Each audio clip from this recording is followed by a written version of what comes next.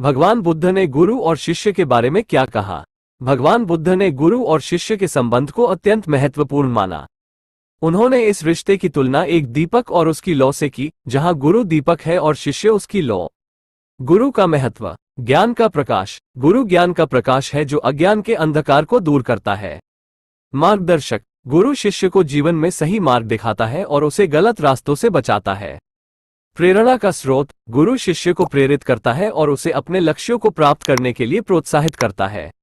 रूपांतरण। गुरु शिष्य को एक बेहतर इंसान बनने में मदद करता है।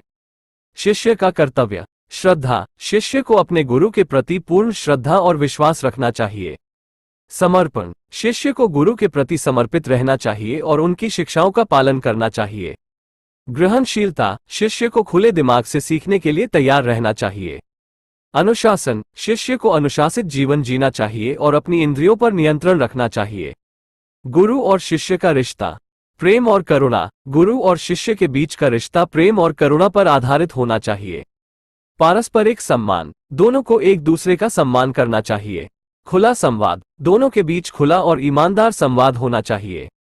साझा यात्रा। यह एक साझा यात्रा है जहां गुरु और शिष्य दोनों ही एक दूसरे से सीखते हैं और बढ़ते हैं। भगवान बुद्ध के कुछ कथन। जो व्यक्ति ज्ञान के दीपक को जलाता है वो हजारों दीपों को जलाता है।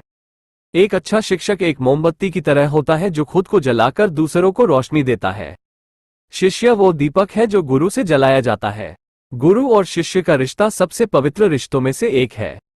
निष्कर्ष। भगवान बुद्ध ने गुरु और शिष्य के रिश्ते को जीवन में सफलता और मोक्ष प्राप्त करने के लिए आवश्यक माना। यह एक ऐसा रिश्ता है जो ज्ञान, प्रेम और करुणा पर आधारित होता है। भगवान बुद्ध, जिनको सिद्धार्थ गौतम के नाम से भी जाना जाता है, वो एक महान शिक्षक, दार्शनिक और आध्यात्मिक गुरु थे। उन्हें बौद्ध धर्म का संस्थापक माना जाता है। आइए उनकी कहानी को थोड़ा विस्तार से जानें। Sheltered life.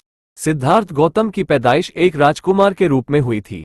उनके पिता शुद्धोधन कपिलवस्तु नामक राज्य के राजा थे। सिद्धार्थ को शाही महल में रखा गया था, जहां उन्हें दुनिया की कठिनाइयों से दूर रखा गया था। उनका जीवन विलासिता और सुख से भरा हुआ था। द ग्रेट रिनंसिएशन, महान त्याग। एक दिन महल से बाहर निकलने पर सिद्धार्थ को पहली बार बूढ़े, बीमार और मृत व्यक्ति देखने का मौका मिला। ये अनुभव उनके लिए चौंकाने वाले थे। उन्होंने महसूस किया कि दुख हर किसी के जीवन का एक हिस्सा है, राजकुमार हो या गरीब। यही वो क्षण था जिसने उनके जीवन को बदल दिया। सिद्धार्थ ने इस दुख को समझने और उससे मुक्ति पाने का रास्ता खोजने का फैसला किया। 29 साल की उम्र में उन्होंने अपने शाही जीवन का त्याग कर दिया।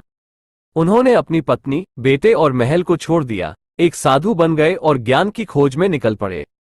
द क्वेस्ट फॉर एनलाइटनमेंट, ज्ञान की खोज। कई वर्षों तक सिद्धार्थ ने प्रसिद्ध शिक्षकों के मार्गदर्शन में अध्ययन किया और ध्यान का अभ्यास किया।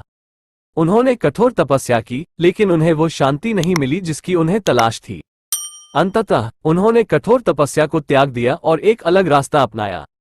द बोधि ट्री, बोधि वृक्ष। वो बोध गया नामक स्थान पर एक पीपल के पेड़ के नीचे बैठ गए और गहन ध्यान में लीन हो गए। उन्होंने खुद से वचन लिया कि जब तक उन्हें सच्ची प्रबुद्धता प्राप्त नहीं हो जाती, वे वहीं बैठे रहेंगे। कई दिनों और रातों के बाद उन्हें आखिरकार ज्ञान की प्राप्ति हुई और वह बुद्ध बन गए, जिसका अर्थ है जागृत या प्रबुद्ध।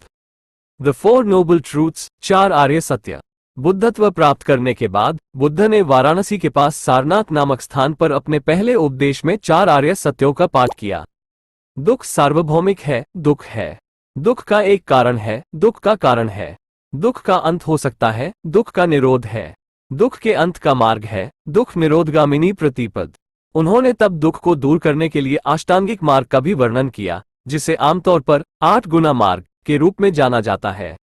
स्प्रेडिंग द धर्म, धर्म का प्रचार। बुद्ध ने अपना शेष जीवन अपने ज्ञान को फैलाने में बिताया। उन्होंने पूरे भारत में यात्रा की और सभी जातियों और वर्गों के लोगों को उपदेश दिया। उनके उपदेश सरल, व्यवहारिक और सार्वभौमिक थे। लेगेसी, विरासत। बुद्ध का लगभग 486 बीसी में कुशीनगर में महापरिनिर्वाण हुआ था। उनकी मृत्यु के बाद उनके अनुयायियों ने उनके सिद्धांतों को संरक्षित किया और उनका प्रचार किया।